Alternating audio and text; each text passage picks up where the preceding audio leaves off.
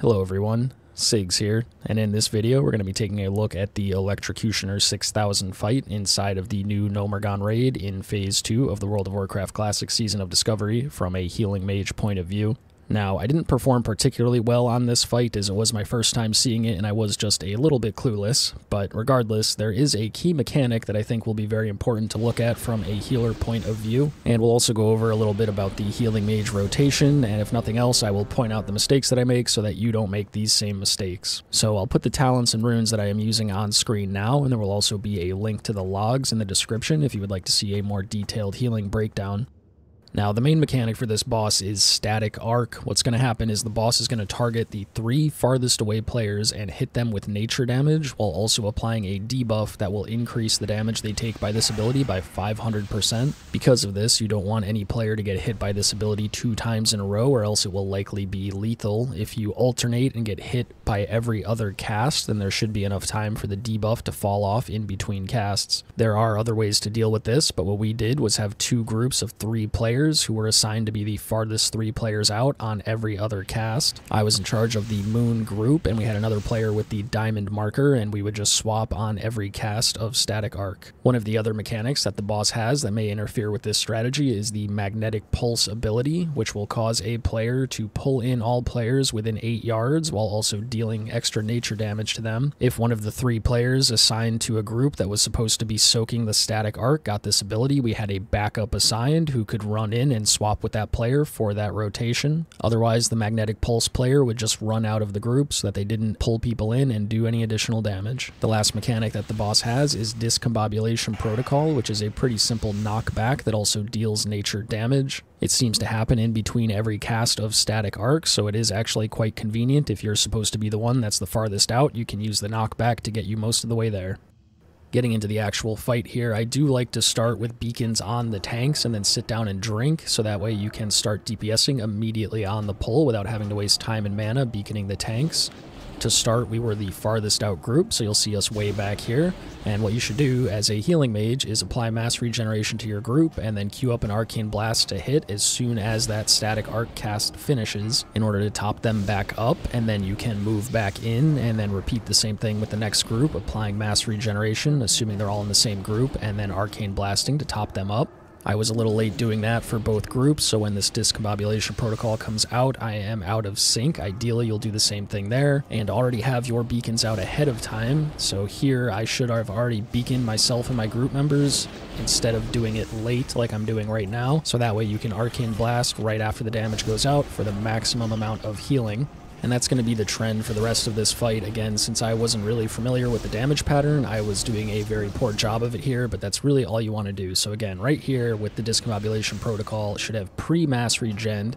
Thankfully, I got it out quickly there, and you'll see throwing just a few arcane blasts, you can see that HPS meter spike right up. And again, I should have pre-mass regen on the group that is out here. Instead, I do it late, and then I blink back in to make sure I am in cycle with my group. We let the other group get hit. I do run pretty low on mana here, so I pop Evocate. The boss right around 50% health, so I know that I can use a full mana bar twice to get the boss to 0, which is pretty good mana to boss health ratio. We get knocked back again here, and again, the main thing you want to do is watch your DBM timers, and right before that ability goes out, throw out a mass regen, have beacons on as many targets as possible so that you can go into your healing rotation as soon as you land. And here I get the magnetic pulse, and I should move away immediately. Even blink is worth spending the mana on just to get out of the way. I don't, because I am clueless here, but thankfully the other group adjusts around me and I will not make that mistake again next time. So still healing, should have gotten a beacon out on that group. Once again, do not. And then here comes the Discombobulation, so as soon as we land, we're going to want to go into our healing rotation. So it should be 2 arcane blasts. For some reason, I just do a regular base arcane missiles. No idea why. I think I just wanted the healing immediately instead of waiting for the arcane blast cast, and I wanted to get mass regen out for that hit there, which was pretty good timing. Now with some beacons out, we go into our base rotation, which is generally going to be 2 arcane blasts to an arcane missiles. However, since I have a lot more mana than the boss has health, I'm going to go up to 3 stacks here for a little bit more empowered one. And then we're doing the right thing here by mass regenning on the static arc right before the Discombobulation Protocol. Unfortunately, I target the wrong player with it, so I don't have beacons on these static arc players or as many players as I should, but ideally once that Discombobulation Protocol goes off, you want to have all 10 beacons out so you can just top the raid up real quick. Again, here, mass regen should have been on my group. Instead, I just threw it out to the main group for no reason, so having a much much harder time topping us up from that hit. A lot of missed HPS there. And we do the late mass regen on my group, and then the boss is very low here, so we're basically just going into spamming to finish off the boss, which we do, and there you go, you get your loot, and good job.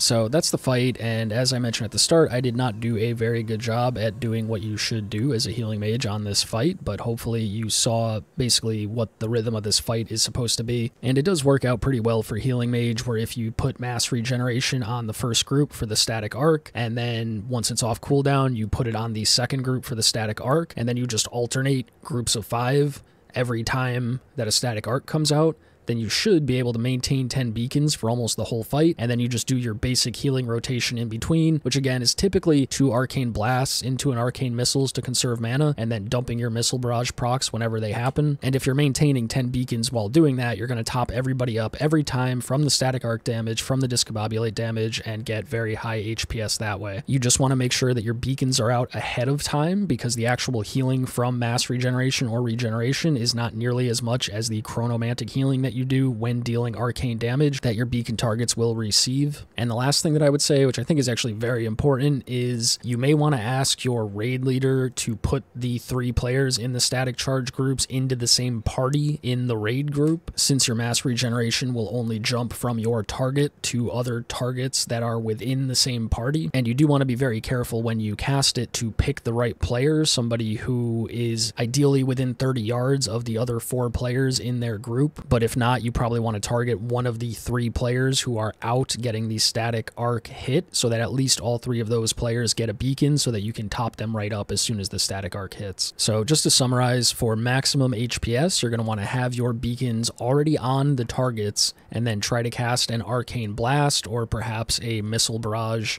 empowered arcane missiles as soon as the damage hits from static arc, so that like 0.1 seconds after that static arc damage goes off, your arcane blast finishes, you immediately get that healing on your beacon targets, and you just slurp up all of that HPS that could be going to other healers. That's how you're going to get really high on the meters. That's how you're going to get a parse. It's really just all about the timing and making sure that you have your beacons out ahead of time, and that you time up your chronomantic healing with as soon as the damage goes off, so that other healers don't even have a chance to get to that potential healing. And I'm not saying that you should heal snipe all the other healers and be a parse lord and try to pad the meters. I'm just saying this is the way to get the most HPS out of a healing mage on this fight. It does also help if your group does not run nature protection potions, but again, I would not recommend your group does that. I think you should just get through the boss and get your loot. But if you did want to get more HPS, then if people take more damage, you can do more healing. So do with that information what you will. But I'm getting rambly here, so I'm going to stop talking. Hopefully you enjoyed the video and found it useful.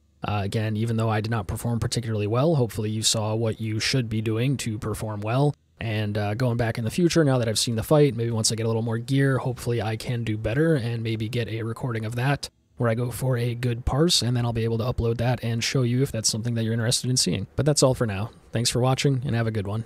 Take care. Peace.